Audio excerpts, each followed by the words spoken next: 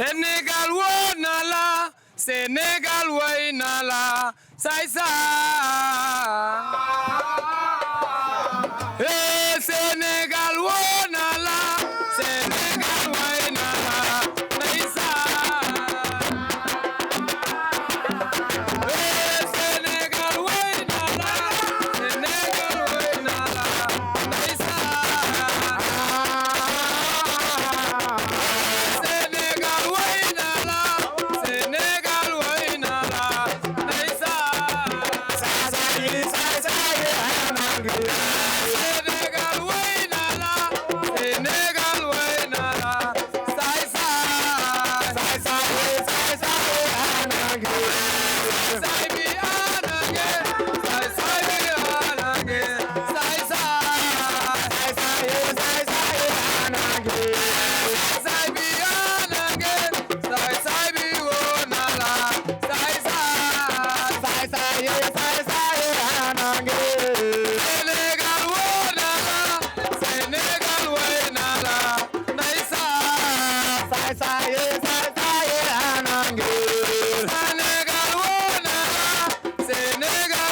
na la ndeysaan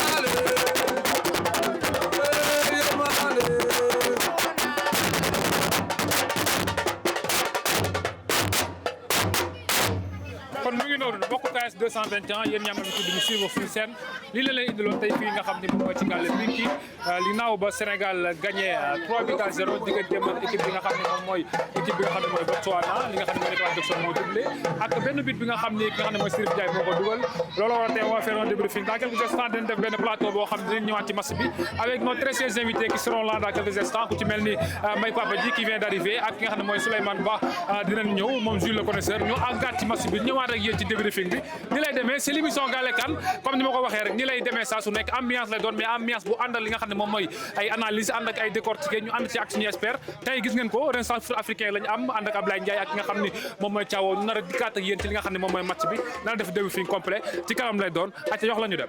Voilà, chers internautes de KS 221, nous sommes toujours dans votre émission Gallé Kane, qui est une émission qui accompagne les Lions durant cette 35e édition de la Coupe d'Afrique des Nations. Comme vous l'aurez compris, tout à l'heure, on a fait l'entrée entrée en matière avec Zo Mbaye qui nous a servi aujourd'hui d'animation avec le groupe Temps. Je vous avais annoncé qu'on va avoir un invité de marque, donc 2 invités même, mais l'un n'est pas toujours venu. Donc on a l'habitude et l'immense plaisir de retrouver sur le plateau aujourd'hui l'incontournable donc Mbaye Papadi, un journaliste sportif émérite ici à Thiès qui abat un travail exceptionnel. Mbaye ñu ngi lay mooy nga nuyu ak suñu mbokk internet yi lay seetaan. Voilà, ñu ngi lay fay Sange tout d'abord di nuyu internet yi ñuy seetaan à travers KS 221 leen féliciter d'abord ci victoire bi nga xamante ne récemment c'est le peuple qui est content aujourd'hui, donc ça nous fait d'énorme plaisir d'être là à côté de toi pour débriefer le match qui vient de terminer entre nos Lions et les Zèbres. Et comme ni nga ko xamee donc mu nekk na jongante bu amoon solo, donc ñu ngi leen di nuyu et aussi di la remercier ci invitation bi, di nuyu spectateurs yi nga xamante ne aussi tamit ñoom ñoo ñuy accompagner tout au long du plateau. Effectivement, vous l'aurez compris, le Sénégal qui vient de battre l'équipe de Botswana pour sa première sortie, victoire qui s'est soldée sur un score de 3-0 grâce notamment à un doublé de Nicolas Jackson et un but évidemment de Cyril Ndiaye entré en deuxième période. Les Lions ici qui sont leaders du groupe en attendant que vous avez dit la RD Congo qui s'est imposé 1-0 devant le Bénin, donc avec un goal average considérable. Les Lions de la Teranga se retrouvent à la première place du classement avec 3 points, plus 3 évidemment grâce aux 3 buts marqués aujourd'hui. Mais avant de revenir sur le plateau évidemment et d'en parler, nous allons écouter tout d'abord la réaction d'après-match donc du coach Pape Bouna Thiaw qui est revenu sur la rencontre et ici sur la victoire importante des Lions. Donc je vais côté ñëwaat. Bonsoir à tous, coach, bienvenue à la conférence de presse d'après-match, match numéro 7, Sénégal-Botswana. Avant de passer aux questions et réponses de la part des confrères, je vais moi vous poser la première question. Je vous demanderai peut-être de nous tirer les enseignements de ce match qui a été gagné par votre équipe 3-0. Une belle entrée en matière. Oui, bonsoir.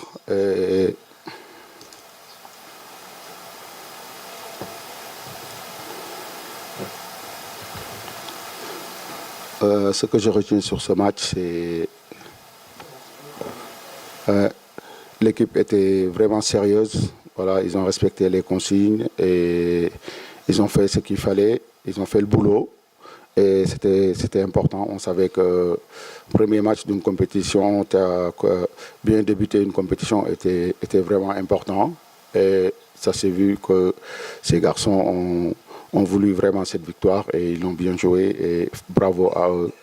Et félicitations. Et aussi, on avait en face une équipe qui était vraiment forte, un bloc très compact et qui nous a posé à un moment des problèmes, même si on pouvait plus marquer de buts. Mais moi, ce que je retiens plus, c'est le sérieux de mon équipe.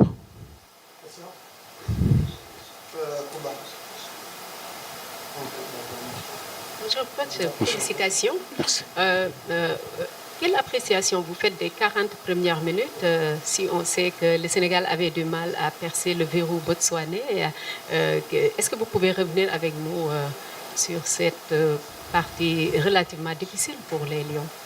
Je ne pense pas que on avait du mal parce qu'on a eu des occasions. Peut-être il y a eu manque de réussite. On a réussi toujours à les déséquilibrer et combiner et avoir des centres et couper surtout et être premier sur les ballons. Après, il faut féliciter leur gardien. Je pense qu'il a été très très fort, qui a fait des arrêts.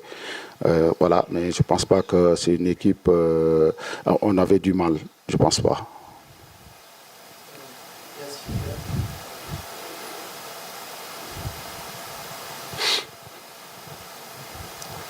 Bonjour coach, Pape Modundo, journaliste 13 TV. Alors félicitations déjà pour la victoire. Quelle appréciation faites-vous de Nicolas Jackson qui a marqué ses premiers buts en Coupe d'Afrique, élu homme du match? Oui, bravo à lui. Et moi, je félicite tout le collectif parce que quand même, il y a eu du bon travail derrière et il est bien servi. Mais après, Nico, c'est quelqu'un qui a besoin de confiance. Je pense que son doublé va lui servir pour le reste du tournoi et surtout qu'il termine homme du match. Et bravo à lui et il le mérite. Donc voilà, il faut qu'il continue comme ça.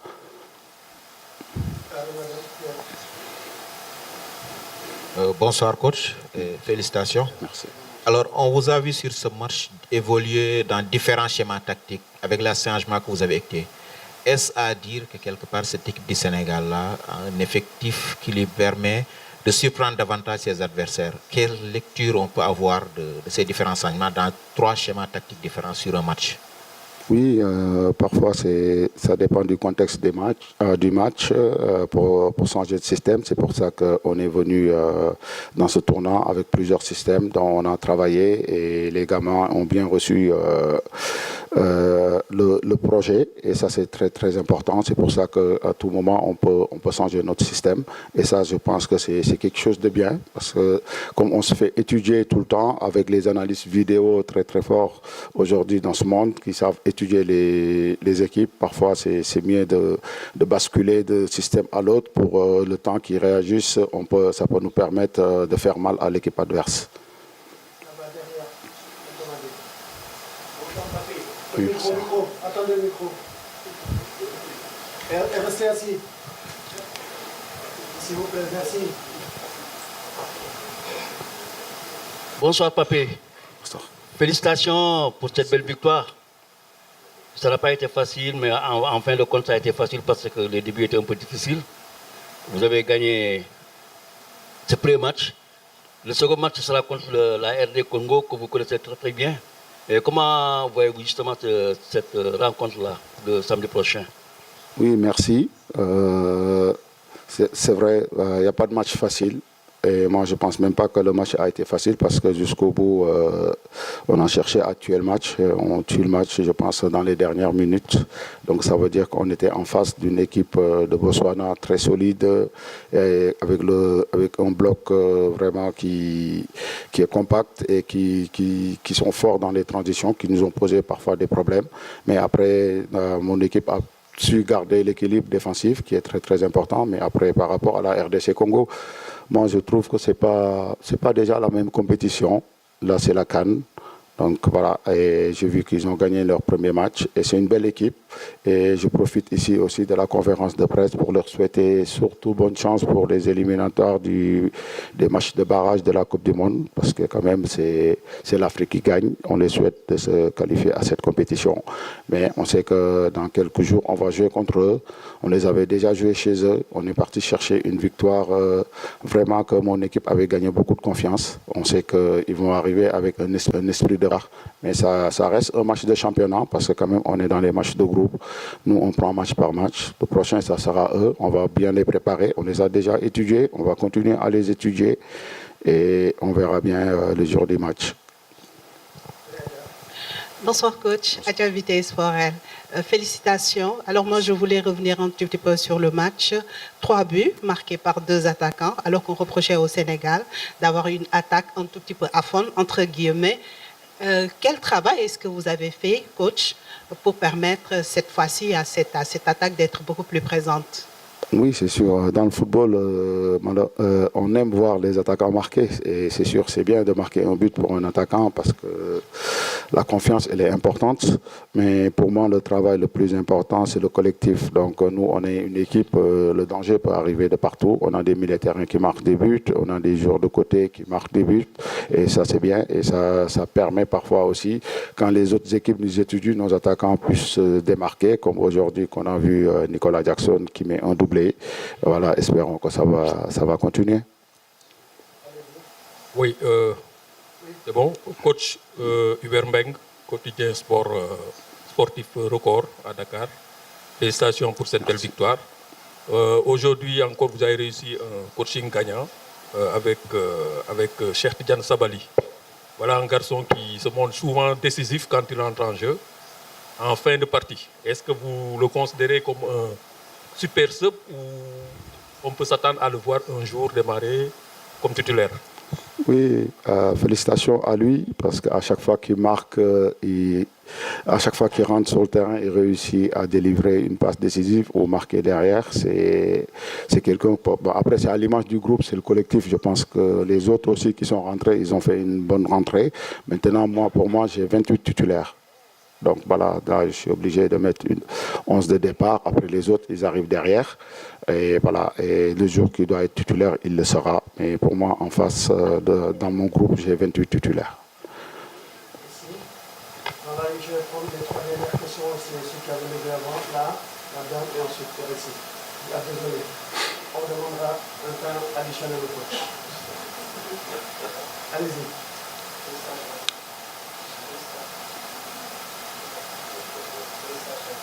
Le micro, il n'est pas allumé. Félicitations coach. Khadim Diakhaté, journaliste des sports. Coach, certes, l'équipe a marqué 3 buts cet après-midi, mais quand même les attaquants ont manqué beaucoup d'occasions. Pensez-vous que ce laxisme offensif peut vous porter préjudice face aux grosses équipes? Merci. Bon, je ne pense pas que... Ouais, aussi, il y a un gardien en face, hein, donc il est là pour arrêter les tirs adverses, donc voilà, il l'a bien fait, ça arrive, il les a bien réussi, mais je pense que les attaquants ont fait le geste qu'il fallait, mais malheureusement ça n'a pas allé au fond. Maintenant, c'est sûr qu'on aimerait marquer plus tôt, on va essayer de travailler, on a 3 jours ou 4 jours derrière pour essayer de travailler les choses qui n'ont pas été. Voilà, on a vu, c'est vrai que la finition, on pouvait mieux marquer, mais ce n'est pas le cas, mais on va continuer à travailler. C'est une compétition, c'est un premier match, on verra. Et j'espère que mon équipe va monter en puissance sur tous les plans. Bonsoir coach. Bonsoir coach. Aïssa Diène, Civi Sport. Alors coach, aujourd'hui vous avez opté pour un projet de jeu. Vous avez... Voilà. On doit allumer, juste parler dans le micro. Alors je disais, coach, vous avez opté pour un jeu en bloc très haut aujourd'hui. Est-ce un choix lié au profit de l'adversaire ou bien c'est la base de votre projet de jeu dans cette cadre? Oui, c'est vrai qu'aujourd'hui on était très haut, mais après dans les matchs, il y a un projet de jeu. Donc c'est sûr que nous, notre projet de jeu, c'est un bloc très haut, mais après, en fonction de l'adversaire, après il y a des plans du jeu. Donc plan du jeu, c'est en fonction de l'adversaire. Maintenant, on va étudier les équipes qu'on va jouer, on verra. Mais nous, dans notre projet de jeu, on veut vraiment aller chercher haut parce que ça peut payer et on a des joueurs qui font l'effort et voilà. Et je trouve que c'est très intéressant. Voilà, donc vous l'avez certainement entendu, le coach sélectionneur national du Sénégal, en l'occurrence Pape Bouna Thiaw, qui est revenu évidemment sur le match du Sénégal. Je vous rappelle qu'on est toujours ici au Pinky Restaurant, côté stade Maniang Soumaré, comme nous l'avez dit. On est accompagné aussi de Renaissance Futur Foot Africain, école de football RFA. Donc voilà pour camper le décor ici, restaurant Pinky. Donc j'ai envie de venir sur le plateau et de parler avec donc mon consultant aujourd'hui. Vous avez nommé consultant parce qu'il fait partie des meilleurs experts footballistiques de Thiès ou du pays, si vous avez envie de dire. Mbaye, donc nous avons vu la première approche de l'équipe du Sénégal, d'aller réussir à gagner 3-0 avec la bannière. Ça n'a pas été facile, notamment dans le match CAN. Voilà, donc félicitations aux Lions. Une victoire méritée, comme nous l'avons vu, puisque c'était pas du tout évident une équipe qui a tout le continent mom lañ doon xaar puisque wax naa ko ce matin, d'autant plus que le pays hôte Maroc ñu ngi ko doon xaar actuellement numéro 1 au plan africain def na première sortie. Donc forcément Sénégal mooy équipe bi nga xamante ne donc moom la ñëpp doon xaar ngir mu daal di effectuer son entrée en matière. Donc réussir nañ ko avec la manière sans trop forcer. En juillet on a marqué des buts 3 sans pour autant encaisser la moindre. Donc dans l'ensemble dañuy wax ni am nañ ci satisfaction. Dans l'ensemble dañuy wax ni de la première à la dernière ligne, donc ku ci nekk joué nga sa partition, mais il faut saluer également la qualité technique de cette équipe sénégalaise, mais aussi la profondeur du banc bi nga xamante ne ci dernière sortie ba tey wane nañu ni am nañu constance et que l'entraîneur mi ngi commencé di gis li nga xamante ne moom mooy buntu bi pour que à chaque fois que ça soit muy match amical muy petit poussé muy grosse cylindrée bu xoolee ci banc bi bu dugalee bu ñu duggee tu sens benn progression, tu sens benn fraîcheur bu nga xamante ne ñu ngi koy apporter. Je pense que loolu aussi c'est important dans ces genres de compétition yi nga xamante ne di nga tollu des matchs yi nga xamante ne dafay metti et que bu fekkee ne amuloo benn profondeur de banc bi donc pour nga daal di gis la clé pour nga daal di def différence bi dafay nekk lu nga xamante ne lu jafe la yombul nag ci beneen côté ci beneen aspect wala beneen angle bu ñu ko mën a analyser muy que ne boo xoolee troisième ligne bi changement yi mu def boo seet quasiment ñoom ñëpp génne na leen même bu fekkee ni génn ñu ndoo à la fois Sadio Mané Ismaïla Sarr Nicolas Jackson bi nga xamante ni à un moment donné Sénégal gépp ñu ngi doon xaar le triplé historique bi nga xamante ne malheureusement il a été remplacé par le jeune Chérif Ndiaye moom aussi bi ñu ko gisee c'était des ballons qui pouvaient être des buts mais malheureusement comme li ma wax tout à l'heure manque de lucidité manque de réalisme moo tax tey mu demee noonu tey bu fekkoon ni Jacobs gars yi dégg nañ ko bu baax a baax tey dañuy étrier li nga xamante ne mooy l'équipe des Zèbres du Botswana mais quoi qu'on puisse dire l'essentiel a été fait très bonne entrée en matière entrée en lice réussie mënuñu def leneen lu gën loolu li ci des mooy que ni il faut saluer aussi la gestion du groupe de Pape Thiaw la gestion de son groupe ça aussi c'est à saluer parce que avoir un effectif riche nga xam tey kañ ngay dugal kañ ngay génnee ban moment ça aussi dafa doon loo xam ne facteur bu intéressant la et que c'est ce qui fait la marque des grands entraîneurs xam ban moment la ñuy dugal ban élément moo tax tey gis nañu ni jàpp na ni ki nga xamante ne moom la Sénégalais doon xaar mu nekkoon la doublure de Nicolas Jackson Habib Diallo il n'a pas été on va revenir n'a pas effectué son entrée en jeu tey puis sentiruñ ko Habib Diarra on s'attendait à ce que mu ñamal ko benn 5 minutes vu sa dernière prestation ak Sunderland dugg na en la 68e minute de jeu ñu ngi doon xaar mu essayé ko gis nga réservé na ko tu amènes benn nga ñëw tey au niveau de la défense même bu fekkee ni de Koulibaly au niveau de la défense impeccable Moussa Niakhaté gis nañ ko mi ngi doon jouer avec la tête match bi yëpp daf ko jouer avec beaucoup d'intelligence moo tax il n'a pas été inquiété par les attaquants botswanais ci beneen côté bi Jacobs wax naa ko tout à l'heure tey dañuy wax ni c'est l'un des meilleurs éléments dans l'ensemble hormis Idrissa Gana Gueye bi nga xamante ne wane nañu donc c'est le joueur le plus constant au niveau de l'entrejeu toujours avec ses prestations double XL gis nañ ko que ça soit en club ou en équipe nationale toujours il est toujours présent tey gis nañ ko dañuy wax ni c'est l'homme du match boo ko génnee Jacobs également day ñëw Sadio Mané même bu fekkee ni sénégalais yi sax xëy na ñenn ñi jàpp nañ ni amatul droit de jeu 90 mais il a été très présent surtout ci côté ligne d'attaque bi gis nañ ko mi ngi doon tenter di def ay di percuter souvent gis nga ko sur le premier but dédoublement intérieur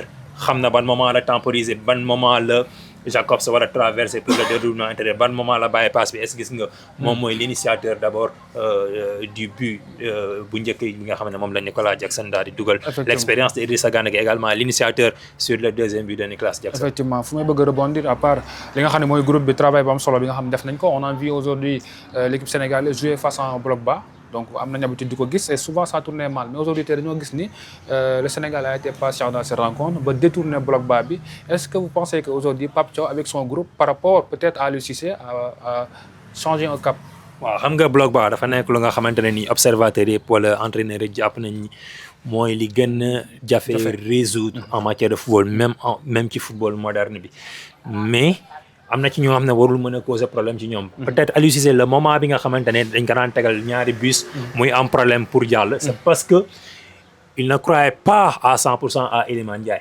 bloc bas pour nga mën ko débloquer il te faut des joueurs yu nga xamante ne techniquement dañuy nekk au top des joueurs yu nga xam ne à lui seul mën na jàpp bal bi fixer la défense def li mu war a def son savoir-faire pour mën ko tas Iliman Ndiaye c'est le seul joueur sénégalais capable boo xamante ne war na mën a ubbi caabi ak bloc bas mais malheureusement le temps de Aliou Cissé il était en temps de scie tantôt titulaire tantôt sur le banc maanaam stable lool mais avec l'arrivée de Pape Thiaw wane nañ ko c'est toi le maanaam yow yaay solution bi avec n'importe quelle stratégie bu équipe adverse mën a mettre en place tey jii bu fekkee ni appuyé nañ ci ay qualités tey bloc bas équipe sax balaa koy tegal ci Sénégal dina ko xalaataat ko parce que on a vu contre le Brésil dañu étouffer à partir de notre premier tiers ak benn pressing haut am nañu problème pour génnee suñuy bal tey jii Sénégal je pense que tey moment bi ñu toll bu fekkee ne maîtriser nga wóolu nga sa bopp nga jouer ak moom pressing haut à partir de notre premier tiers foofu nga koy gën a andil problème que nga jouer ak moom bloc bas parce que bloc bas amoon na ci jafe-jafe pour dindi ko avec l'arrivée également de Ibrahima Mbaye très technique moom aussi bu fekkente ak Iliman Ndiaye n'importe quel adversaire boo ñu tegalee bloc bas du ñu empêcher ñu def li ñu war a def ci côté boobu je pense que bon loolu nekkatul benn problème bi nga xamante ni surtout que dans ces genres de compétition les équipes ont tendance de jouer bloc bas quand il s'agit du Sénégal quand il s'agit du Maroc le Maroc a gis nga d'énormes difficultés la dernière fois face aux Comores. Parce que même bu fekkee ni am nañ des joueurs techniquement bien outillés mais tamit naka lañ koy defee ban moment lañ ko war a def fan lañ war a jaar loolu aussi dafa noonu loo xam ne liggéeyu entraîneur bi la mais nag day fekk nga am éléments yi nga xamante ne ils sont capables de débloquer li nga xamante ne moom mooy situation boobu quand il s'agit du bloc bas. Ça, c'était sur le plan tactique. Maintenant, sur le plan du jeu. Aujourd'hui, est-ce que cette équipe sénégalaise vous a séduit? Donc, nous avons durant cette CAN, les équipes ont peiné, notamment le Maroc. Le Sénégal, jusque-là, la seule équipe à avoir gagné 3-0 avec un jeu produit. Est-ce que tu as joué bien joué, bien marqué? Est-ce que tu as dit sa place Sénégal parmi les plus grandes des favoris? Ça confirme la place de favori, j'ai envie de dire. D'abord, il faut assumer costume de favori. Il faut que nous acceptions ko sol ko parce que foofu la ñu toll wax naa la ko sànq dès l'entame de mes propos Maroc lañ doon xaar ak Sénégal. Nigéria mi ngi joué nii mais bon ñëpp bàyyi ñu si xel peut-être bon xam nañ équipe la bu nga xamante ne voilà bu génnee après mën na bañ a demee mais contrairement ak ñaar ñi nga xamante ne ñoom ñooy le numéro 1 ak le numéro 2 au plan continental kii jël 12e kii jël 19e ñoom ñaar ñëpp gis nañ tey mën nañ wax ni mën nañu am yaakaar. Même bu fekkee ne match bi ñu doon joué tey mën naa wax ni du match référence parce que Botswana une équipe classée à 138e mondial 40e au plan continental contre benn équipe nga xamante ne depuis presque 2 ans moom moo nekk ci première position ak deuxième position kon nañu wax ne du match référence même notre banc bu ñu ko dugaloon tey waroon nañ mën a def la taf donc match bi mënuñu lu dul nag wax ni am nañ ci yaakaar parce que li ñu waroon def nañ ko parce que équipe bu nga xam ne da nga joué ak moom daa di def 24 tirs donc 17 tirs cadrés 18 du moins 18 tirs cadrés cela veut dire que largement supérieur sur tous les compartiments du jeu donc li ñu mën a xaar nag mooy que ni pour juger véritablement l'équipe du Sénégal est-ce que war nañu mën a gën a am yaakaar donte ne am nañ ko ba pare parce que li nga xamante ne gis nañ ko ci at yi amul benn raison bu war mën a tax lu ñu am yaakaar mais il faudra attendre jusqu'à samedi pour la finale du groupe contre la RDC Congo pour pouvoir juger cette équipe sénégalaise. Donc, lolo, fof buñ fa ñëwé rek lañu mëna xam exactement véritablement est-ce que le Sénégal capable na dadi résoudre n'importe quelle équation bu nga xamantene adversaire mettre na en place. Effectivement, pour ça c'était li nga xamni mom moy le collectif et le jeu produit par l'équipe nationale du Sénégal. Tay un joueur qui sort aujourd'hui du lot, on peut envie de dire Nicolas Jackson qui est double buteur, certainement l'homme du match dans cette rencontre, évidemment. Tay nan nga gisee Jackson ak match bi mu def, d'autant plus que amoon ay difficulté ci début match bi occasion bi mu raté. Tay ça lui permet aussi mu gëna dugg ci match bi mais habitude Sénégal la ñu am habitude dénigrer Nicolas Jackson comme quoi dafa mëna raté. Mais tay je pense qu'il s'est imposé comme le serial buteur, d'autant plus qu'on sait sur le banc il y a de la concurrence Habib Diallo ou encore Serif Ndiaye.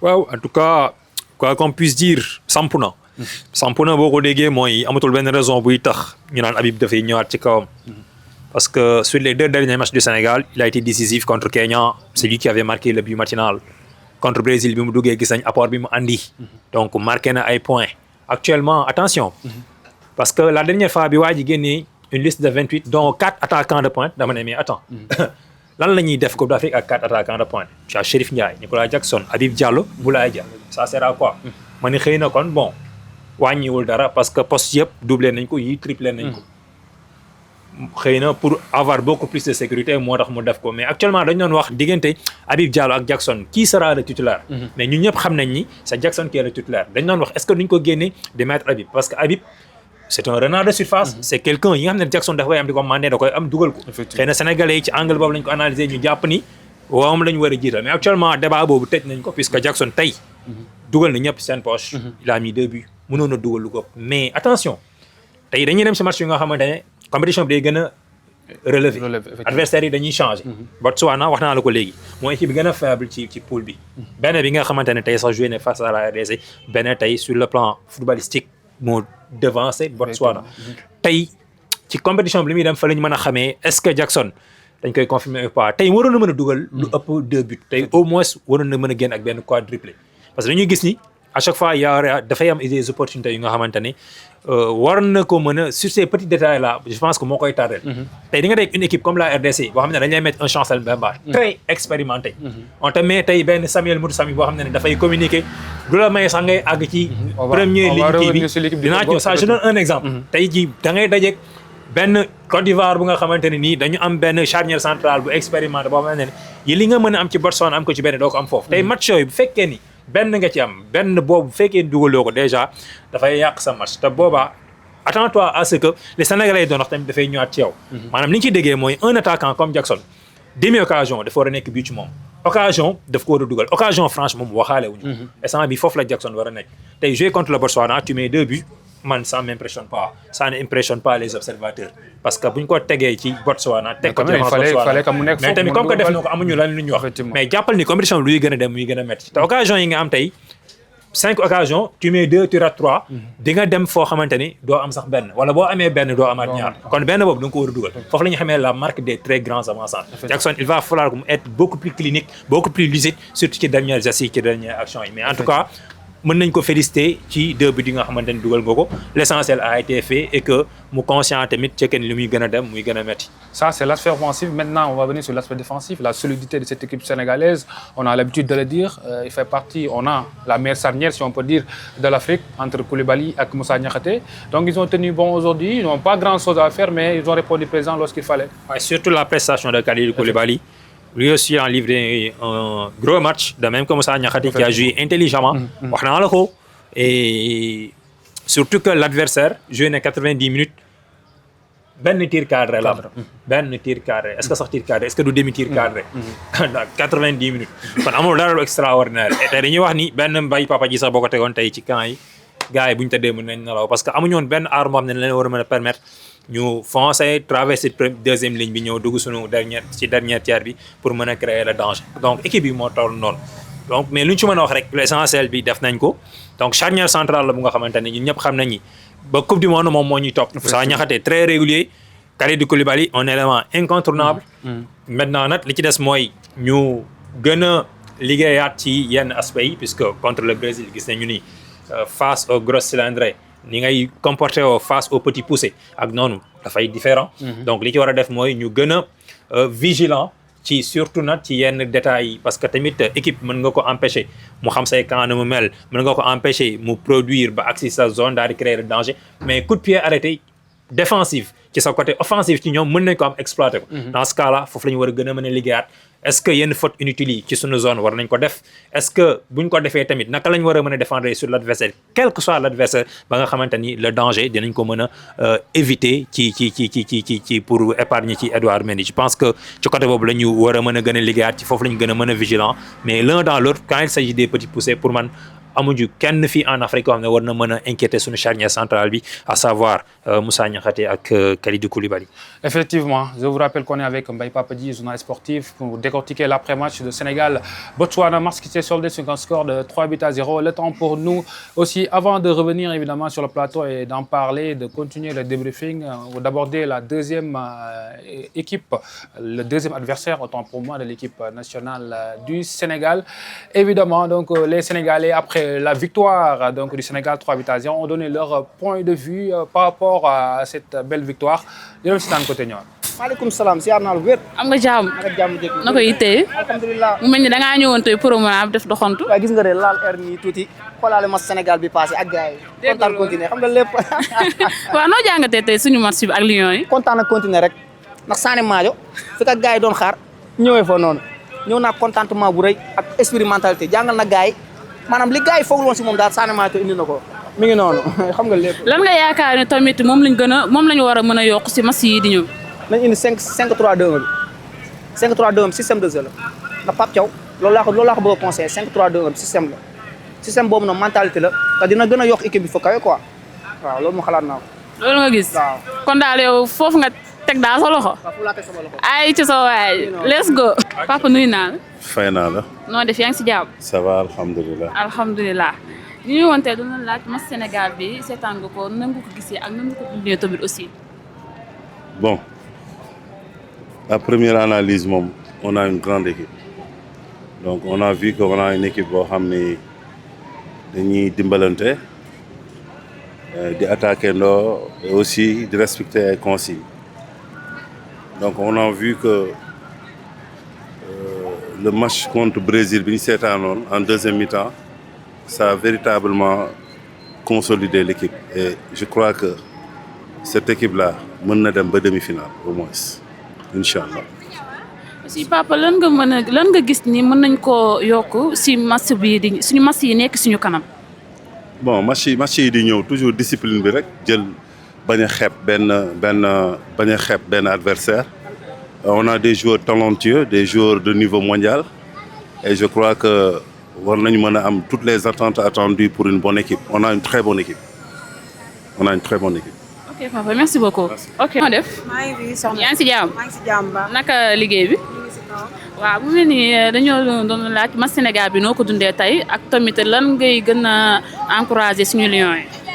ñun kay dañoo kontaan démb heure bi laa leen doon ñaanal ñu jël ma fii benn télé ma wax leen ne leen Sénégal ñun miin nañ ndam ndax dama ne leen 3 laa leen laajoon wala 4 nit nañ ma 3 man Sadio Mané sama jour moom bu liyee rek ñu ci des yëpp topp ci ginnaawam. mais match bi waaw kontaan nañ si loolu moom macha allah ñu gën a am courage xam ñu ne seen ginnaaw ñun lu ñu def rek ñoom la ñun Sénégal rek lañ bëgguñu leen lu dul Sénégal nañu xam ne ñu ngi seen ginnaaw ñu ngi leen di protéger lu ñu bëgg rek ñu ngi ci waaw kontaan nañ loolu ci match bi la. ok merci beaucoup. ok. Voilà, c'est bon. Vous avez certainement recueilli, vous avez regardé ensemble donc li nga xam ne moom mooy réaction des Sénégalais qui sont très enthousiastes après la victoire du Sénégal 3-0 contre l'équipe de Botswana. Évidemment, nous sommes toujours fi nga xam ne moom mooy restaurant Pinky bi nga xam ne moom moo nekk près de stade de Maniang Soumaré donc à quelques j'ai vu millimètres et à côté donc on peut dire de Walf FM Pinky moo dalal Gale CAN bi nga xam ne c'est une émission qu'on va faire régulièrement durant cette CAN moo ñu accompagné tey toujours on est accompagné de li nga xam ne moom mooy RFA Renaissance Futur Foot Africain bi nga xam ne moom moo nekk fii ci diwaanu Sampaate 2 muy école de foot boo xam ne ba mu formé yàggul mais mi ngi def jaloore yu am solo ñoom ñoo ànd tey ak coach Thiaw coach Ablaye ou mel ni coach Bouba ak coach Aziz Moustapha donc ku lim da ngay juum coach yi bari nañu foofu xam naa den ma ko jéggal le temps ñu revenir sur le plateau avec notre très cher consultant l'espère l'homme donc qu'on ne présente plus ici à Thiès donc qui a fini franchement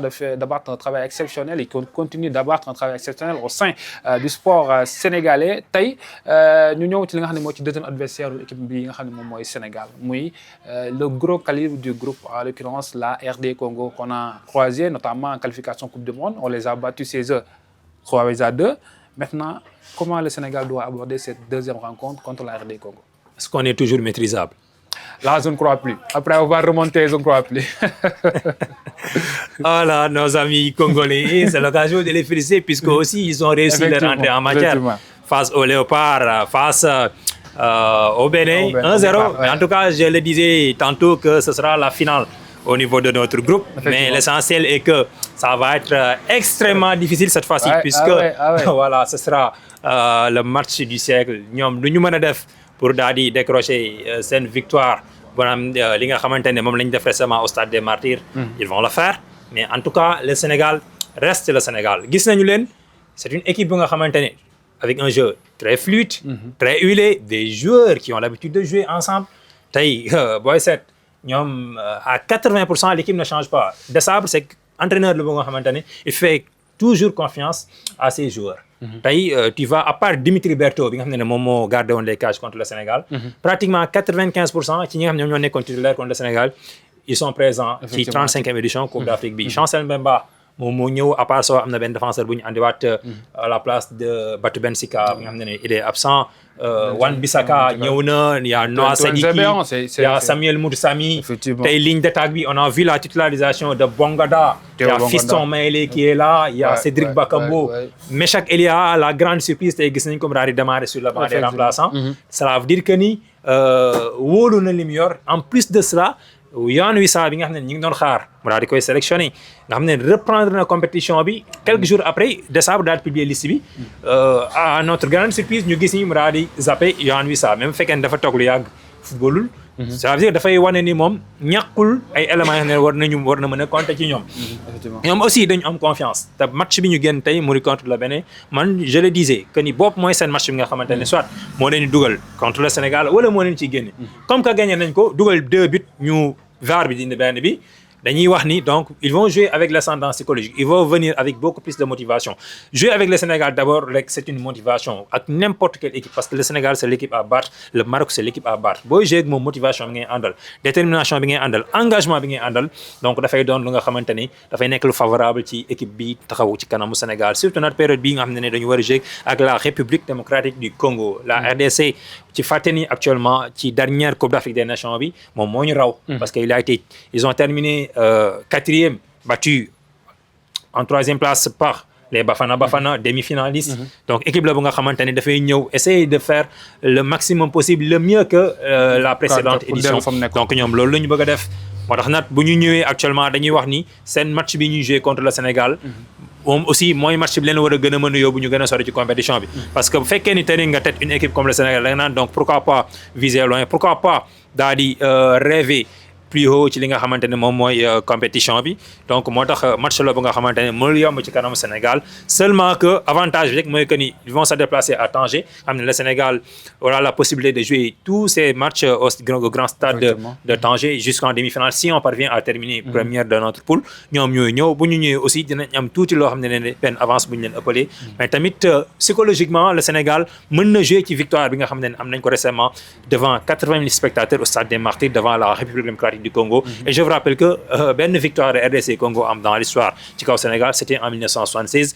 Depuis lors fu ñu dajee voilà bëre bu keeg mbaam la day metti. La dernière fois humiliation bi nga xamante ne Sénégal moom la def ci 21e siècle bi c'était face à la RD Congo parce que mener une équipe comme le Sénégal di espérer ci match bu toll ni mel Sénégal fekk la fa renverse la tey boo joué waat ak moom tamit il va falloir jouer avec beaucoup plus de prudence parce que ce qui est étonnant sur l'équipe sénégalaise mooy que ni but bi fu nekk lay jóge xamuloo kan moo koy dugal xamuloo kan mooy dugal affaire bi déjà xamoo kan ngay marqué xamoo kan nga dund marqué. La dernière fois ci réseaux sociaux yi dégg nañ ko effectivement c'est la réalité.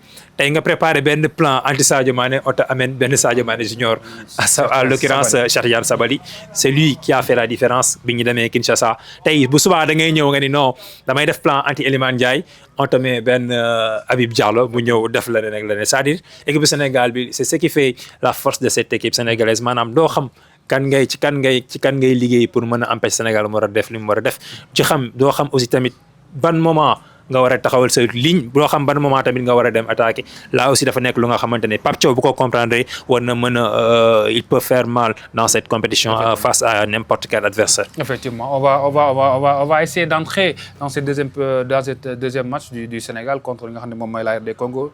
Tey ban 11 nga gis donc contre la RD Congo, sachant qu'aujourd'hui on a joué face à une équipe plus faible, le Botswana, par rapport à l'équipe de la RD Congo. Est-ce qu'il faut maintenir ce système ou est-ce qu'il faut revenir dans un système à 3 au milieu de terrain pour avoir beaucoup plus d'équilibre? wax naa ko je pense c'était avant-hier. Je parle sous contrôle peut-être de Leyti Ndiaye. wax naa ko keroog ma ni ko par exemple sur le flanc gauche de la défense. gis nga Diawrine ñëpp xamoon nañ du jouer. Jacobs mooy ñëw sans nul doute ma ne ko Jacobs bu livrer match bu baax sera extrêmement difficile deuxième match bi ñu génnee ko di ñu mettre Diawrine. Pour vous rappeler que Meshak Elia keroog bon contre Diawrine métti woon na trop ci côté. Effectivement tey jii Pape pour éviter loolu il va reconduire Jacobs. Changement bi am bu ñu doon wax day am ak doom foofu lay am mais amul benn raison buy tax Pape Thiaw di changer li mu teg tey bu benn changement am foofu lay mais je ne pense pas que ni 11 bi départ tey dina am changement ci match bi ñu jëm. Il va reconduire le même 11. La charnière centrale Koulibaly, Niakhaté, Crépin, Jacobs, Gana, Pape Gueye, Elimane, Sadio, Ismaïla, Jackson. amul benn loo xam ne war na ko mën a pousser ba mu dindi loolu je ne pense pas. Effectivement je ne pense pas donc 11 la bu nga xamante ne moom la ñu war a mën a reconduire. bu ñu fàtte aussi tamit fi nga xamante ni foofu la Sénégalais yi di gën a polémique lu bëree bëri mooy au niveau de l'entrejeu. kan ak kan moo war a jouer ak yan ñoo complémentaire tey man tey le fait que mu andil ñu le duo Gana Gueye Pape Gueye bon man bettuma ça ne me surprend pas avec double pivot yi mu teg c'est double pivot yi nga xamante ne nii dañuy wax ni ñoom rek ñoo régulier actuellement ci milieu de terrain au Sénégal yi. Pape Matar Sarr il est transparent qu'on le veuille ou pas bu ngeen ko xoolee ak Tottenham il est très transparent ci fan yi ñu génn nekku ci à son meilleur niveau. Habib Diarra il est resté 2 mois sans jouer Lamine Camara même bu fekkee ne mi ngi ci forme bu étincelant bu ñu fàtte ni tamit moom il est resté longtemps sans pour autant jouer. kon logiquement ñaar ñi ñooy militaires yi nga xam ne sont incontournables indispensables ci dispositif tactique surtout au niveau de l'entrejeu. Pape Gueye Idrissa Gana Gueye Iliman Ndiaye amul benn raison bu mën a tax dañ ko jouer comme deuxième attaquant. bu fekkee ni souvent tamit mën na di permettre ak Sadio Mané ñu koy échanger tantôt mu dem ci albi tantôt maanaam un électron libre. Système boobu 4-2-3-1 je pense que mooy système bi nga xamante ne ça nous sourit et que amul benn raison bi war a mën a tax Pape Thiaw devant n'importe quel adversaire war ko mën a reconduire. Effectivement ñu gis ni contre RD Congo à Kinshasa on avait mal débuté la rencontre waaye ba Congo yokk suñu ñaari but dañuy ñëwaat est-ce que lan la Sénégal war a def ak Pape Thiaw ba rectifier le tir quand je dis rectifier le tir ce n'est pas de commettre les mêmes erreurs qu'à Kinshasa ñu jéem a dugg ci match bi nu mu waree parce que si on refait les mêmes erreurs avec 2 buts d'avance de la Congo c'est pas sûr que le Sénégal aura les ressources encore pour revenir. Le Congo keroog tout le monde kenn xalaatul woon ni dañ naan prip mu dal ci kaw Sénégal. Effectivement surprise bi pour man à Kinshasa c'était ça. prip Congo ñëw ñemee génn. yéegal seen bloc d'équipe G ak ñun. même Pape Thiaw ne s'y attendait pas kenn xalaatu ko woon xëy na loolu moo ñu bett moo tax mu demee noonu. Parce que bu ngeen déggee ma ne kenn xalaatu ko woon je vous rappelle que les Léopards avaient besoin qu'un seul petit point pour garder conforter seen place de leader. mais lu tax mu génn c'est parce que c'était tout à fait normal vu l'atmosphère l'environnement match bi fi mu tolloon ampleur bi ñu jouer devant plus de 80 000 spectateurs noonu rek la ñu waroon a def mais cette fois-ci contexte bi dafay changer. ci pelouse hybride la ñuy jouer. terrain neutre ñun ñoo leen fi ëpp bu ñu defoon daal. et que am na lu ñu jotoon a woone biñ demee fee ñoom xam nañu Sénégal lañ sax faut comprendre Sébastien Desabre moo la gën a comprendre cette fois-ci ñoom sañ ñu jouer sax ak Sénégal ak bloc médian. waxuma bloc woo de bloc médian sañu ñu ko jouer li ñuy mën a def mooy bloc bas taxaw xaar ñu jéem a xool nu ñu tegee benn plan entre Iliman Ndiaye Sadio Mané pour mën a pour au moins sortir avec un petit point pour au moins jéem a assurer seen qualification. au pire des cas ñu mën a terminer meilleur troisième mais. dépasser ligne médiane bi dem pressé ñu comme ce qui fut comme ni mu demee woon le cas à Kinshasa ci 10 premiers minutes cette fois-ci je ne pense pas que Sébastien Desabre dina conseiller ay joueurs am loolu. donc sur le plan comptable on va revenir déjà 3 points chacun donc match boobu Sénégal nan la ko war a aborder je te pose ces questions je te pose encore une question parce qu'il reste une dernière rencontre où le Sénégal doit affronter le Bénin et que la RD Congo va affronter certainement l'équipe la supposée équipe la plus faible du groupe. Est-ce que tey match boobu du doon match boo xam ni c'est un match déterminant pour l'équipe nationale du Sénégal évidemment de chercher les 3 points face à la RD Congo pour éviter toute complication lors de la dernière journée. Extrêmement important. li nga wax c'est extrêmement important. parce que li ma ko déggee rek mooy que ni dernière journée. RD Congo mën na dóor Botswana 7. effectivement. mën na ko écraser. bu ko écraser bu fekkee ne da ngeen samp ñu déjà day ñëw. sa kaw da lay jiitu. avantage mooy moom day toog Tanger yow da ngay génn. effectivement te génn boobu du ma ne arrangé wu ñu ce matin wax naa ko dans un plateau spécial ak benn observateur mu ni ma loolu pour man fi ñu toll ñun waratuñu am problème dañuy génn ak dañuy toog fu ñu yóbbu war nañu mën a football. mais tamit jouer confortablement loolu aussi tamit c'est quelque chose boo xam ne même psychologiquement dafay jouer ci adversaire bi loolu day doon loo nga xamante ne nii voilà lu jot a sóoraale la moo tax sànq dès l'entame ma wax la ni ce sera la finale du groupe. Impérativement on doit sortir avec les 3 points de la victoire pour mën a nekk à l'abri pour faciliter la tâche à Pape Thiaw ci 3e et dernière journée des phases de poule bi ñuy dem dina ko permettre mu def un turnover total. permettre ñi nga xamante ne duñu am temps de jeu. permettre ñi nga xamante ne aussi bu situation compliquée mën nañ jouer ba campagne jeex du ñu jouer 1 minute. donc contre Congo si on parvient à gagner forcément dafay ñëw def benn turnover total ci 3e match bi bàyyi ñeneen ñi daal ciy génn et que am nañ yaakaar avec n'importe quelle équipe face au Bénin donc war nañ ci mën a génn parce que Bénin aussi tamit quoi qu'on puisse dire Bénin Sénégal y a même pas photo même bu fekkee ni le Bénin est devant l'équipe de Botswana en termes de qualité en termes sur le plan technico-tactique am na lu mu ko ëppale mais tamit Sénégal war na mën a def turnover bu ñu àggee foofu daal di imposer wu daal di mën a def carton plein mais loolu nag li koy andi il faudra d'abord passer par la RD Congo jéem a def le taf foofu noonu pour que bu ñu ñëwee fee dañuy faciliter la tâche ak ñi nga xamante ne ñoom ñooy ñëw face au Bénin. effectivement on va tourner un petit peu la page li nga xam ne moom mooy Sénégal aujourd'hui le privilège, j'ai envie de dire, de t'avoir sur le plateau. Je vais en profiter pour nga jox ma sa jàngat ci CAN ba mu commencé ba léegi. Il y a deux grandissimes favoris qui sont déjà sortis, en l'occurrence le Maroc qui a évidemment battu 2-0 de rencontre inaugurale.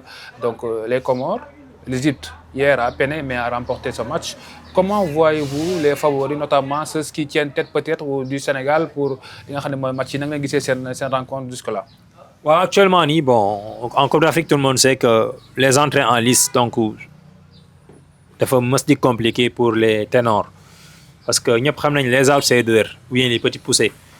Il faut que nous puissions pour les seniors. Généralement, les grosses cylindrées. On a vu en 2022 le Sénégal difficilement. Il a fallu contre le Zimbabwe qui arrête dernière minute, il y a un penalty double. Contre Malawi, ay jafe-jafe la ñuy am pour mën a génn parce que boobu dañu ñëw ak statut vice champion d'Afrique xëy na bii sax passé tane na parce que Gambie la ñu am premier match après moo ñu ubbil bunt yi ñu ñëw def ko mais généralement ça se passe toujours comme ça petit poussé yi seen premier match ci la ñu xëpp lépp lu ñu am parce que xam nañ mi ñu ko ñaaxee rek déjà seen i chance dafay minime moo tax mënul yomb yombul ci Égypte démb dafa forcé avec l'expérience de l'équipe des pharaons donc loolu moo tax Zimbabwe peut-être daal dañu ñàkk match bi mais tey dañuy wax ni ñàkk expérience égyptien yi moo def loolu Égypte tey waroon na mën a def comme Sénégal c'est-à-dire gagner au moins avec minimum 3 buts d'écart. On a vu Mohamed Salah bi nga xamante ne mettre na à l'aise ses coéquipiers jox leen des balles de but yi nga xamante ne à 2 reprises waroon nañ ko mën a dugal malheureusement ils n'ont pas été réalistes les attaquants égyptiens ci benn situation de jeu Salah lijjanti na situation bi ci benn situation de jeu Marmoush ñëw na exploit individuel def li nga xamante ne moom la xam. Donc loolu mooy def différence u les équipes dans cette compétition l'expérience aussi am na fu muy toll dafay ñëw ci kaw li nga xamante ne moom mooy balance bi et c'est ce qu'a montré les Égyptiens hier c'est ce qu'a montré le Maroc face aux Comores puisque joué na 45 minutes du jeu donc c'était extrêmement compliqué même bu fekkee ni sax wax nañu ni sur les 2 buts marocains am na ay polémique ci penalty bi même penalty bi ñu leen soufflé am na ay polémique premier but bi bu njëkk bi wax nañu ni hors-jeu am na fa ci le centre de El Kaby le génnu Mazraoui bi wax nañu hors-jeu am nañ fa maanaam am na ay lu ñu naan laam set na ak setul maanaam loolu mooy def différence bi des fois da nga koy lijjanti match da nga koy lijjanti te Maroc keroog devant son public tu sens que ni dañu lijjanti match bi. Prince héritier bi toog stade bi l'été archi-comble ngay jouer à domicile day doon lu nga xamante ne pression la mais pression boobu boo xamal ni koy gérer rek mën na négatif ci yow loolu moo leen arrivé ci première mi-temps bi moo tax bi ñu lambee un demi-heure ça n'a pas marché doute bi commencé dugg il a fallu que à la mi-temps Walid Regragui ñëw psychologiquement mu joué ci ay bopp ay joueurs bi ñëwee ñu lijjanti ko Égypte gis nañ ko wax naa ko au forceps Afrique du Sud à temps et patron parce que ñoom aussi tamit une équipe très constante il faut saluer aussi tamit li nga xamante ne moom mooy l'Égypte qui fait toujours confiance aux joueurs locaux qui évoluent dans le championnat égyptien sur les 11 départs il y avait 7 yu nga xamante ni c'est des joueurs issus de Al Ahly l'un des plus grands clubs africains donc ñoom ñëpp foofu la ñu nekk moo lay woon équipe la bu nga xamante ne bu ñu ko tegee jeu bi dafay fluide maanaam du ñu am benn jafe-jafe dañuy déggante seen biir ba nga xam ne donc de la première à la dernière minute à tout moment mën na la andil ay jafe-jafe c'est ce qu'ils ont montré contre le Zimbabwe de même que l'équipe sud-africaine nga xam ne la majeure partie des joueurs évoluent à Mamelodi Sundowns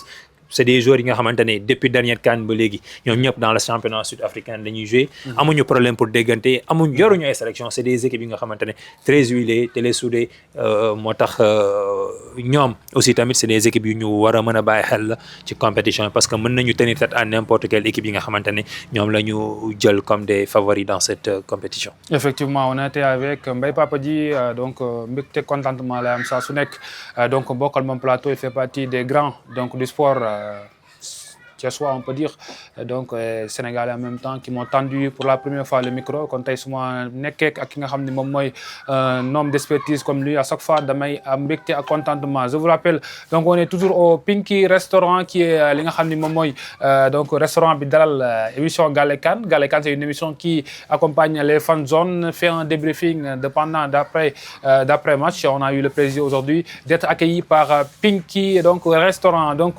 dina ñëwaat joxe li nga xam ne mooy numéro téléphone bi tout ce qui va va avec pour ngeen mën fee ñëw gaaw daal di commander lekk wala ngeen toog fi lekk ça dépend ni nga ko bëggee. Donc je suis accompagné aussi de li nga xam ni moom mooy Renaissance Futur Foot Africain qui est une école de football qui nous vient de Sampaté 2. Donc dama leen jox leen micro bi ñoom ñu daal di donc wax li nga xam ni moom mooy seen i coordonnées ngeen mën a xam donc RFA fan la nekk da nga xam diwaanu Thiès ñoom ñoo ñu defal l'immense privilège aujourd'hui de répondre à notre invité ñu ànd ak Coach Thiaw bi nga xam ni dafa bokk ci staff bi nga xam ni moom mooy Renaissance Futur Foot Africain. Thiaw donc kontaan nañ ci li nga xam ne mooy dalal bi nga ñëw woyu suñu fii si nga xam ne mooy ci restaurant Pinky Sport tey lan nga ñu mën a wax ci Renaissance Futur Foot Africain. Bon di nuyuwaat yéen ñëpp rek rafetlu li nga xam ne ni mooy invitation bi nga xam ne moom ngeen ñu defal bon di féliciter li nga xam ne mooy suñu équipe Sénégal di wax ni ñun ñooy Renaissance Futur Foot Athlétique Sampaté 2 ànd ak coach Ablaye ñoo représenté li nga xam ne ni mooy école de football bi nekk école de football boo xam ne nii ba mu créé yàggul daaw la créé ànd ceeg ay staff technique très jeune très puissant très engagé di woo ñëpp di leen woo ci li nga xam ne nii di leen tàllal suñu loxo di leen woo ñëpp ñi nga xam ne nii bëgg nañoo ñëw pour andi fa seen i doom mu góor mu jigéen nag am na lépp am na catégorie yëpp am na foot féminin am na lépp ñun daal loolu daal la ñuy wax am nañ ci sànni rek pour ngeen ñëw teg ñu loxo jàppale ñu waaw ñu jëm kanam daal loolu la laa mën ci li ma ci wax. waaw ñu ngi nuyu ñëpp di jaar ñëpp di rafetlu plateau bi bu baax a baax waaw di rafetlu aussi invitation bi waaw di nuyu sama waa ji bu baax Mbaye Pape ji waaw di wax ni. les coordonnées de la maanaam décortiqué na lépp waaw lépp li mu wax rek ñun gis nañu loolu. parce que gis nañ ni mu analyser ak ni mu waxee kon rien à dire amul lenn luñ ciy wax waaw di féliciter waat suñu Lions yi bu baax a baax.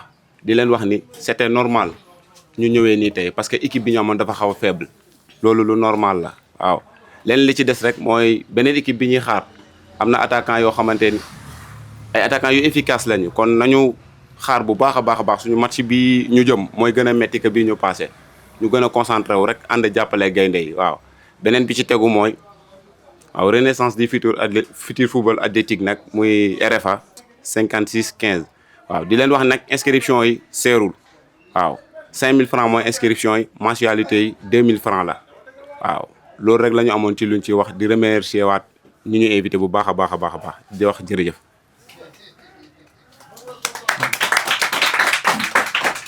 Voilà, merci à Renaissance du Futur Foot Athlétique qui est notre invité d'honneur aujourd'hui avec Coach Ablaye et Coach Thiaw qui ont répondu à notre invitation.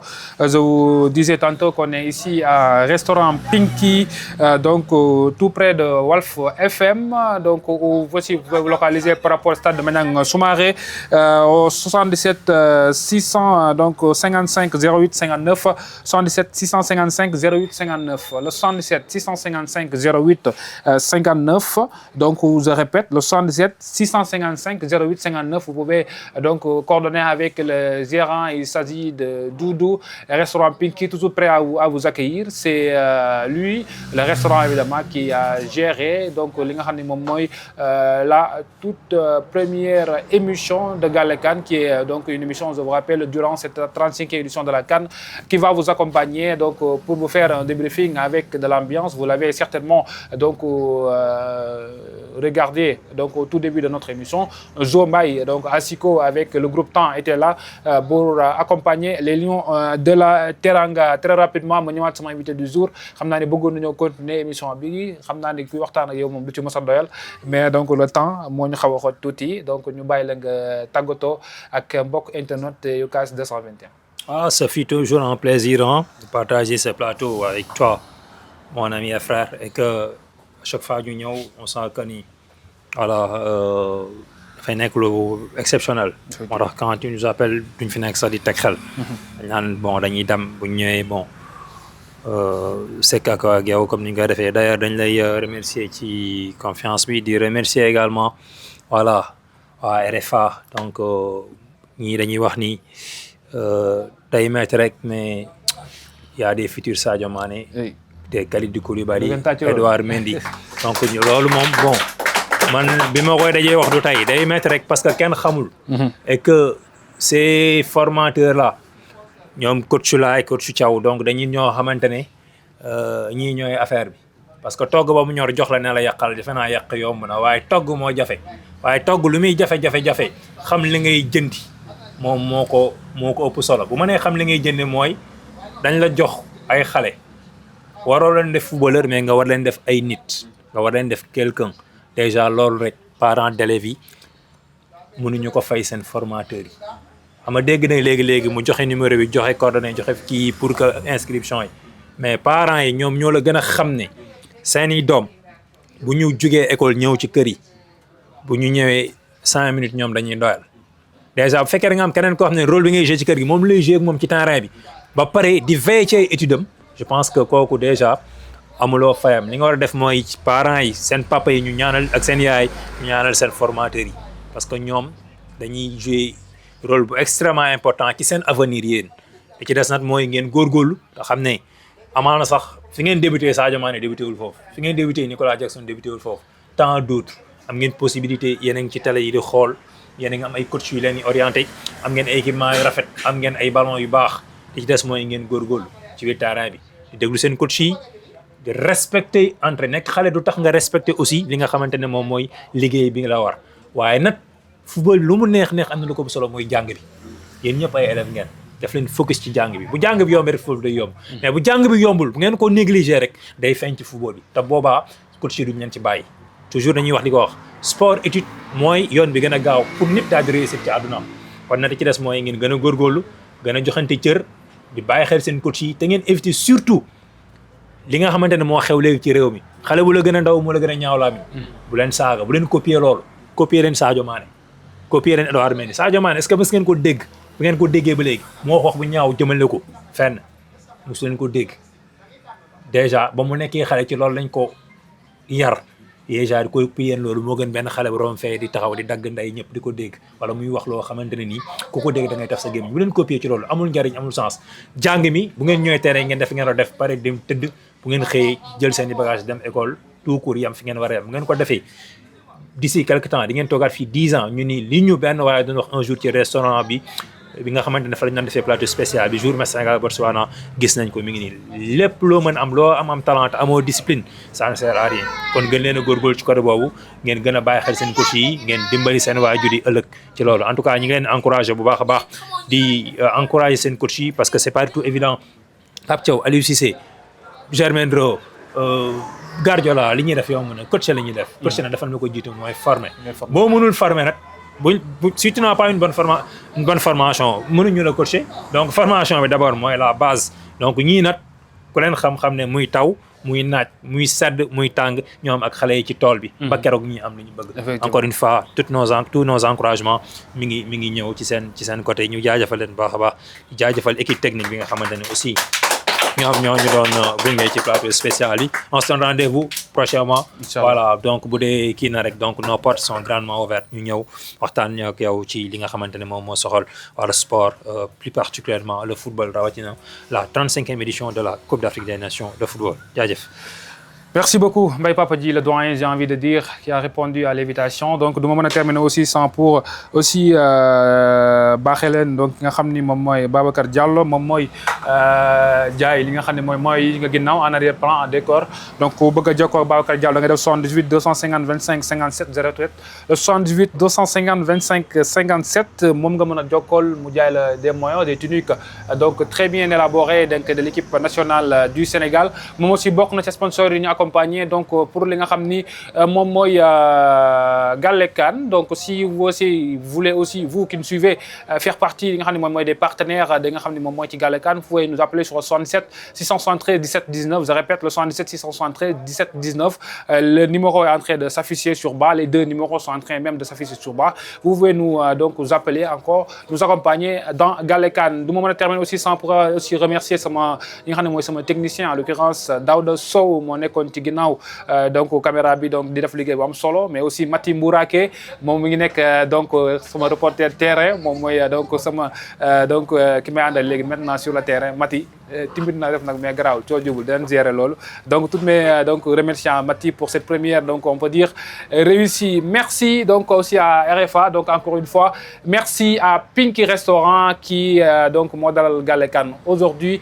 Donc quant à moi donc je suis habillé par le styliste Mami Diop qui a confectionné cette tenue donc maa ngi koy donc remercier bu baax mi ngi nekk fële sa jàmm gën maa ngi koy béggee bu baax a baax donc voilà Galekan ça se passe comme ça comme toute à chaque fois que le Sénégal va jouer ses matchs nous allons nous retrouver nous allons faire ces genres de plateaux donc c'était tout pour les très chers abonnés de Cultisport 221 donc on vous donne rendez-vous à très prochainement bye bye à bientôt.